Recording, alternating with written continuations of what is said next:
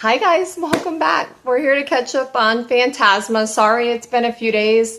I had an allergic reaction thing going on with my eye, so it was terrible looking. But we're here to catch up on Phantasma by Kaylie Smith and see what's gonna happen. So I think we left off on chapter 26, Taste. Come on, a deep voice murmured, cool hands running over her face, brushing back the hair on her forehead. Wake up for me. Ophelia didn't want whoever was touching her to ever stop. She muttered, trying to open her eyes, but they were much too heavy. I'm going to start healing you, the voice told her. She hummed an incoherent response as they began running their fingertips over the damaged skin of her hands and arms. A staticky, vibrating sensation rippled through the places they touched, and she found herself giggling. That tickles, she gasped. It didn't take long for the strength to return to her limbs, the pain fading so quickly she nearly forgot how it felt only seconds before.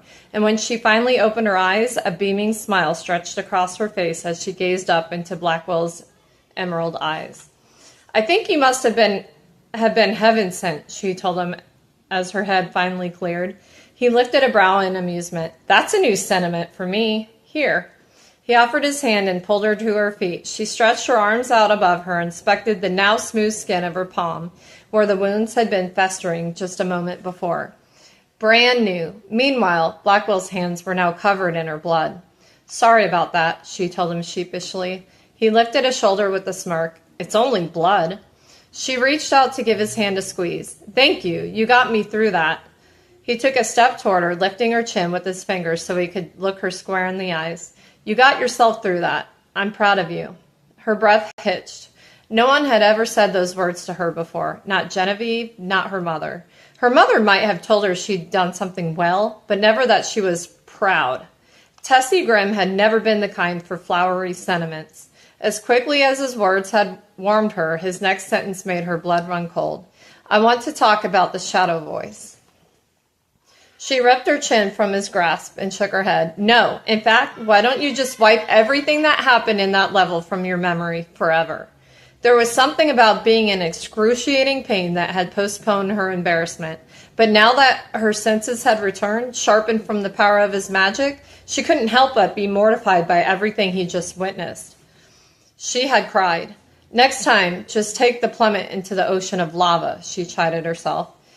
His expression turned frustrated. If this voice is making you hurt yourself, I can fix myself without your help, she huffed. I was just under a lot of stress. It gets louder when I'm stressed. Ophelia, his tone was firm now. You don't need to fix yourself. You're not broken. But it's okay to get outside help if it gets too loud. I can control it, she insisted. Just drop it. It was making you beat your hand into a bloody pulp, he started bluntly. Excuse me for being concerned. You don't get it, she whispered. No one gets it. They only judge. The girl who has to tap on walls before she leaves a room, or everyone she's ever talked to will die. The girl who can't run a simple errand because a dark thought popped into her head that something catastrophic would happen as she left the house that day. Meanwhile, I'm just trying to satisfy the voice long enough to get a break from having to listen to every single sin I've ever committed on repeat. Listen, if you need to punch a wall to relieve yourself from whatever insidious voice is in your head, I'm not going to judge you. That is one of the least strange things I've ever come across in Phantasma, I assure you. He narrowed his eyes, but letting yourself believe you've done something so sinful that you deserve to be in pain in another sentiment is another sentiment altogether. And if you're upset about what may have happened to the others in that trial, taking care of yourself first is not a sin. You understand that, right? She looked down at her hands. It's just, all my life people have had thoughts about what my mother was, what it is that I now am. Necromancer, blasphemous, demon. It's all the same to some people. Sometimes it's easy to listen to the voice in my head when it tells me I don't deserve something. Who wants to be around someone tied so closely to death and darkness? It's morbid. Because I, of all people, wouldn't understand what it's like to be surrounded by death and morbidity, he responded dryly. Point taken. Can we please talk about something else, she implored. After everything that just happened, hell, I just want to feel good again. The intensity in his eyes heated at her words. And what would make you feel good right now, Angel? She swallowed thickly. The answer was on the tip of her tongue, but she couldn't bring herself to say it. It was unequivocally a bad idea to even be thinking it. And he was taunting her, challenging her. She knew that. Yet still, hell, if she didn't deserve a little fun after all the blood and sweat she had just shed, if all she was guaranteed in this place was pain, why not seek out pleasure when and where she could? He took another step closer, and she backed up into the wall behind her. They were still in the corridor just outside of the dining hall. He placed a hand above her head for balance as he leaned in and taunted. Come on, Angel. Tell me what I can do to make you feel good. I'm at your service after all. She tilted her head up, her lips brushing over his as light as a feather, but still she said nothing. A low, sensual sound hummed in the back of his throat, and he lifted his free hand at the front laces of her corset, skimming the backs of his fingers over the material across her stomach. He slowly tugged at the laces holding her corset closed, nimbly undoing them, one pull at a time, the blood still covering his hands, smearing across the delicate white gossamer of the gown beneath. Tell me what you want, he murmured.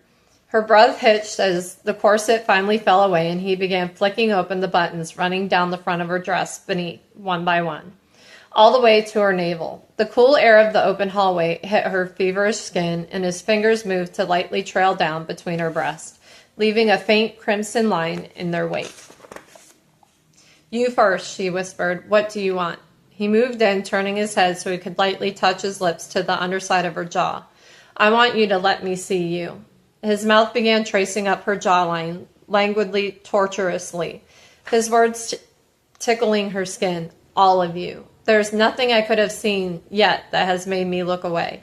No atrocity you could commit to make me not want you like this. No matter how forbidden. He seared a kiss into the sensitive spot at the end of his trail. I want to know everything. I want to see all the darkest corners of your mind. He tilted his face up to whisper his next words right into her ear. I want to taste your sins. The moment those words rolled off his tongue, something possessed her. She leaned back briefly, her hands finding their grip on the front of his shirt to steady herself before she rocked up on the balls of her feet and slammed her mouth into his. This kiss was not gentle or shy. It was all-consuming, fire, the good kind, erupted in her core as he greedily gathered her body up into his, twisting one hand up into her hair as he wrapped his other arm around her waist like a vice. She moaned at the sensation of him deepening the kiss even further, plunging his tongue into her mouth and scraping his teeth against her bottom lip. When he pulled back to give her a chance to catch her breath, her mouth was swollen and throbbing. He kissed his way down her throat, nipping at the pulse before lowering himself down to his knees before her. Her heart thundered in her chest, her locket nearly fusing with her skin, it burned so hot, and she frantically looked around the corridor to make sure they didn't have any witnesses. He huffed a laugh at her nervousness as he gathered her skirts and pushed them up over her hips. I dare someone to bother us right now, he threatened. Her voice was shaky as she asked, What are you doing? He gave her a wickedly roguish look, tasting. She nearly choked on her shock, but there was no time to respond before he leaned in and began kissing the sensitive skin of her exposed inner thighs. A shiver ran down her spine the higher his mouth traveled, and her chest heaved with ragged breaths of anticipation. He slid a hand slowly up the side of her leg toward the delicate material at her hip, and the next thing she knew, he was ripping through the lace of her panties and discarding them. That's when she felt the dark gaze return. The same one she swore she had felt that time she first met Blackwell within Phantasma, and the other instance after she had crashed through the dining room ceiling, when Blackwell had become paranoid as to who might be listening and dragged her into a broom closet. She went utterly still, scanning the hallway, but there was no one she could see. Blackwell instantly froze his movements when her body language changed, looking up to assess what had made her tense. Is something wrong? He asked. Do you want me to stop? She took a deep breath and shook off the paranoia. There was no one there. She looked back down at Blackwell. No, don't stop. That was all the permission he needed. He placed kisses around her navel as his hand wandered closer to the spot that had been aching for him since their first kiss. When she felt the pad of his thumb brush over her core, lighter than a feather, she made a sound that was somewhere between a moan and a purr as she leaned her shoulders back into the wall and arched herself closer to him, desperate for more pressure. The slickness between her legs grew as he drew lazy circles around the bundle of nerves at her center, his mouth moving in closer and closer and closer. Dropping his hand, he flicked his tongue out to taste her arousal, and they both groaned in unison. She began to pant, needing more and more and more. But he was taking his sweet time, plunging his tongue in and out of her core, but never against that spot. And after a minute, she had enough of his teasing. I can only imagine death is more kind than you. She peered down at his smug face as she practically writhed against the wall. He laughed and continued his teasing until she was whimpering for relief. You taste like heaven, he murmured. Blackwell, she pleaded, tugging on his hair with her impatience. She needed relief. This teasing was too much. Finally, he gave it to her. His tongue flicked over, sending a piercing wave of pleasure through her body, making her toes curl, her stomach clench. She tightened her hold in his hair as if to keep him right there forever. He swirled his tongue in lazy circles and sucked gently until her legs almost gave out beneath her. Her body was building to that beautiful apex of bliss with each stroke, each hum of satisfaction from his throat in response to her sounds of ecstasy. But just before she reached the place she was climbing toward, he pulled away. She was going to murder him. I'm sorry. Chapter 27, New Sustenance. Blackwell's shoulders shook with quiet laughter at her murderous expression as he pulled away, dropping her skirts and standing. He recaptured her mouth in a heated kiss before she could pelt him with the million curse words on the tip of her tongue. Winding his arms round her waist, he transported them away. When they blinked into her bedroom, it took her a moment to shake off the disorienting feeling of being transported. But Blackwell didn't miss a beat. He stripped away his jacket and unbuttoned his shirt, and she was once again taken aback by his beauty. God, she whispered as she flattened her hands against the 6 distinct muscles of his abdomen, tracing a fingertip over the perfect cut V on his hip bones. You're so beautiful. It's quite irritating. I know, he said wryly. She rolled her eyes, but before she could knock him back down a peg, he swiftly bent to lift her up by the backs of her thighs, hooking her legs tight around his waist. She greedily pressed her lips back to his and let him kiss her until her head was swimming from the lack of oxygen. He walked them over to the bed and gently laid her all the way back against the plush comforter. She unwrapped her legs from his waist, letting her knees fall open as she snapped to remove the dress from her body, leaving her utterly bare before him. The expression on his face as he stood there, peering down at her, was one of sincere awe. He rubbed a hand over his mouth in wonder. Stunning. Angelic. She snorted but resisted the urge to cover her blushing face with her hands. She had only let her last lover see her briefly between the sheets. With Blackwell, he made it clear there was nothing she felt like she needed to hide. He'd seen some of the worst parts of her already, and by the end of this, she was sure he'd seen it all. The woman, the necromancer, the monster. Come here, she whispered, reaching out for him. He undid the belt of his pants with a single hand and tossed it aside before lifting a knee onto the bed, placing it between her legs. He planted a kiss on her belly just above her navel before licking and nipping his way up to her breast. He gently clamped his lips down over one of her pert nipples in her back arched off the mattress as the fire inside of her reignited.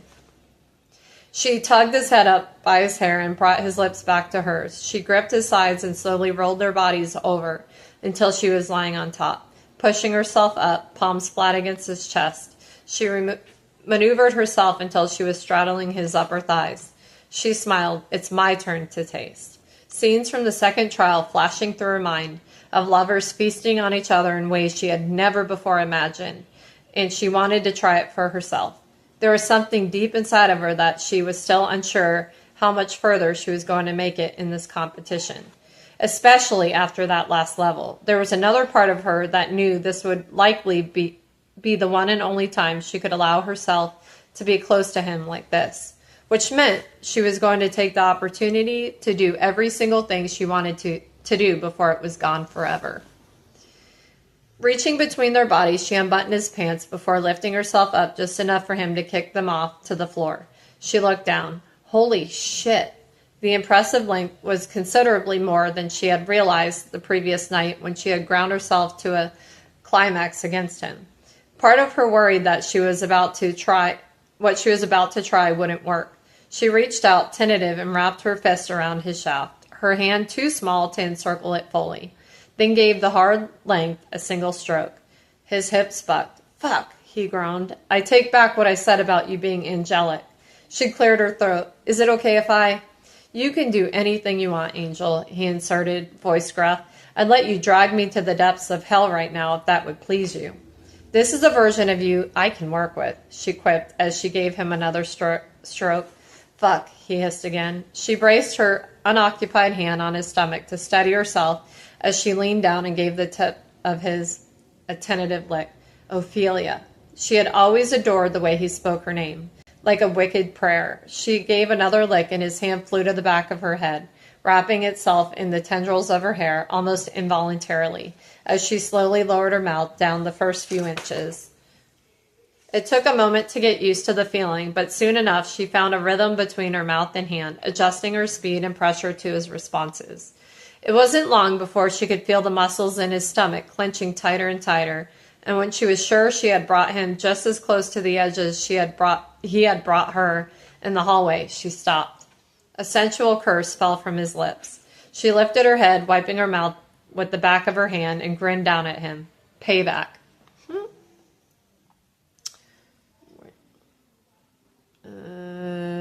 Okay.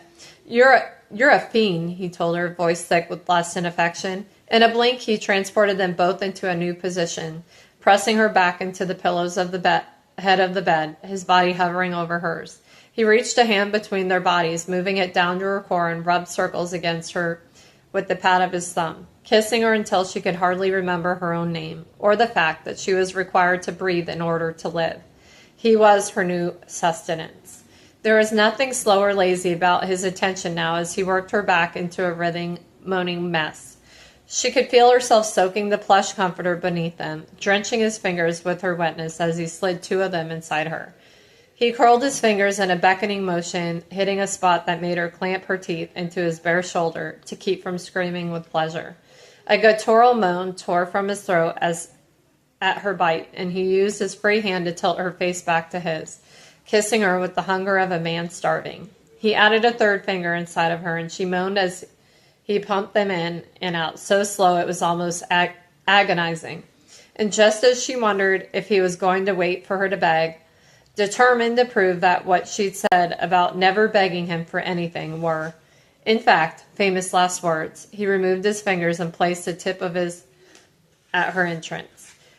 He broke their kiss and pulled back just enough to read her face in the dark. Tell me you want this.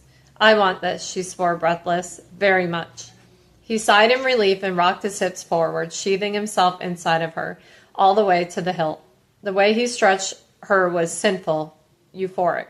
He was so deep she swore she could feel him in her soul. Her eyes rolled into the back of her head as he pulled out, slowly, before rocking forward in another languid movement. She twisted her fists into the comforter at her sides as she rode out each wave of pleasure. She didn't know it could be like this. Hell, if only she had, she wouldn't have wasted time with anything less. And now she understood why some people sold their souls to experience even a fraction of this feeling. The feeling that she'd never be able to get enough, that she needed more or she might explode, overwhelmed her. Every thrust of his hips and she saw the stars, so clear in her mind she had forgotten how much she missed them these past few nights until now. Blackwell, she whimpered, her body beginning to tighten beneath his. More, more, more. You can have everything, Angel. He leaned his forehead down against hers as he pumped into her harder, faster, driving them both wild with each stroke. She moaned as she lifted her hips off the bed and met his next thrust with her own. Sweat beaded at her temples as she finally unraveled, completely undone. When she began to float back down to earth, she flipped their position in one fluid motion, fixing her to straddle him once again. She leaned forward to balance her weight against his chest. His had slipped halfway out when they moved, and yet somehow felt it It was even deeper than before. Biting her lips, she slowly slid herself all the way down onto his, taking him completely despite the more intense angle, whimpering when their bodies became flushed together. Blackwell reached up to gather her hair out of her face, pushing her long curls over her shoulders so he could see her fully. She couldn't help blushing as she met his gaze and slowly rolled her hips forward before grinding them back down again. Over and over again, she moved up and down, his hands coming up to grip her waist and guide her into a smooth, steady rhythm, teaching her how to ride him perfectly. This time, when she began climbing back to the place of ecstasy, she could tell he was climbing with her, rocking all the way forward until only the tip of him remained inside her. She slammed herself back down a second later, eliciting a noise from him that wasn't entirely human. "You're such a good fucking girl," he growled as she shifted forward again, moving one of his hands between their bodies to rub his thumb over her. "Come for me again, Angel." "Blackwell," she whimpered as his thumb rubbed faster and faster, sending her nerve and her body into a lust-filled frenzy. "Fuck me," he told her. "Harder, Angel." She ground atop him even harder until the sound of them joining together over and over thundered through the room. And then an actual clap of thunder echoed around them. Ophelia's movement slowed as the two of them gaped up at the ceiling, and the curse that left Blackwell's mouth now was not said in euphoria. Because above them, crimson rain clouds began to manifest, a foreboding, swirling tempest.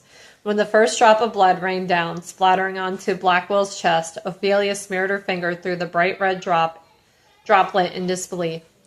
"I forgot about this haunt," he said, seething, more blood pitter-pattering over their skin. "If you let me up, I can take care of it." The rain turned into a drizzle, the warm splashes of scarlet dyeing his hair pink, sliding down the bridge of her nose, running over more sensitive areas. Ophelia began moving against him again, and his brow shot up in utter shock. He quickly recovered, and a devious smile slowly curled up at the corners of his mouth at her boldness. "Are you sure?" She shrugged and repeated his own words from earlier. "It's only blood." He hummed in approval and twisted his hands into her damp hair, angling her face down just enough for him to meet her in a rapturous kiss. It didn't take long for them to return to their previous pace, their blood-slicked skin making their bodies slide together in a way that was utterly sinful. The storm came down stronger and stronger with each passing second, building to a crescendo at the time they were building to their own. And this time, when she reached the edge, he crashed over it with her. Not even the thunder overhead could drown out the sound of his name being brought from her lips. When they both finally came down, he gently separated their bodies and rolled her over to lie back against the pillows before standing before the bed. Her eyes widened as she took in the scene around the room without the sex-fueled haze in her mind. It looked as if a massacre had occurred. "God," she explained at the sight. Blackwell smirked. "I could get used to that name, I suppose." She rolled her eyes at him. "Please, your ego is big enough."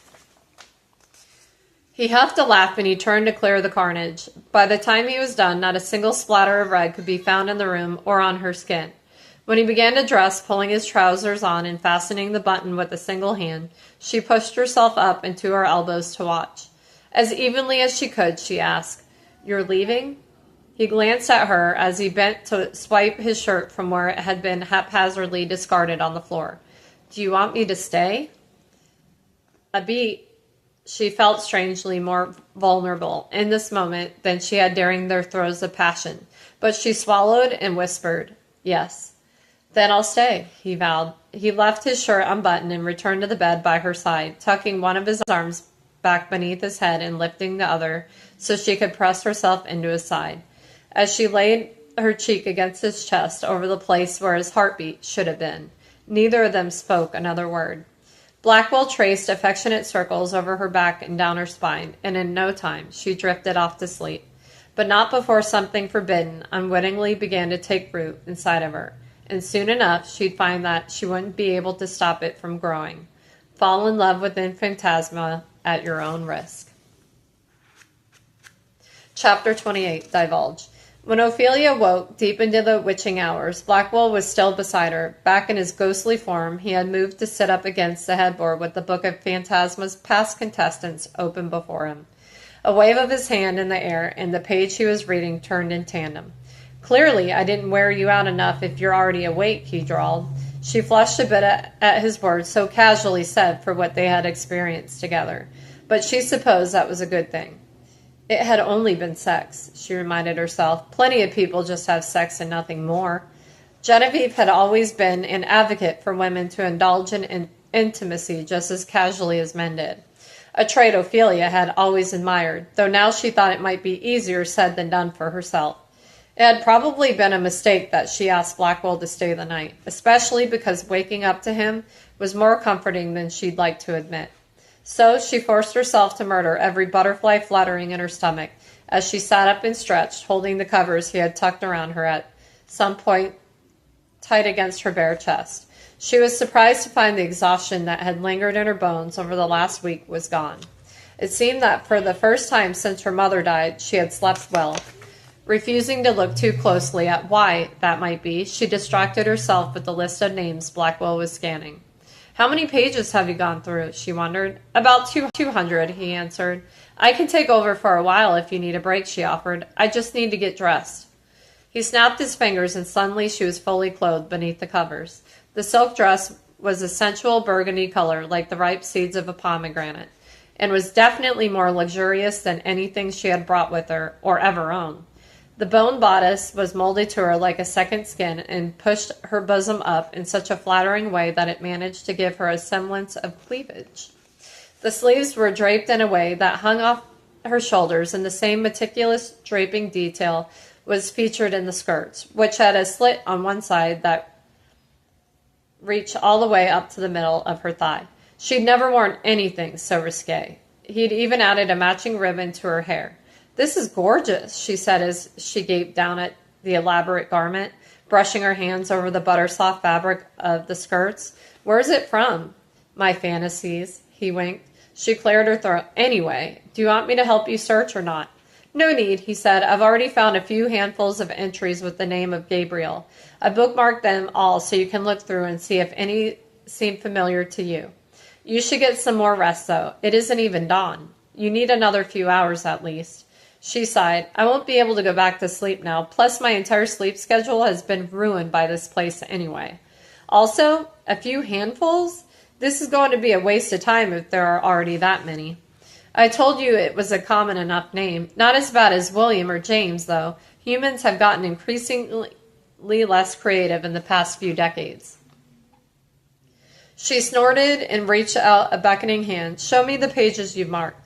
He made to move the book closer to her when a rippling shriek rattled the hallway outside of her room.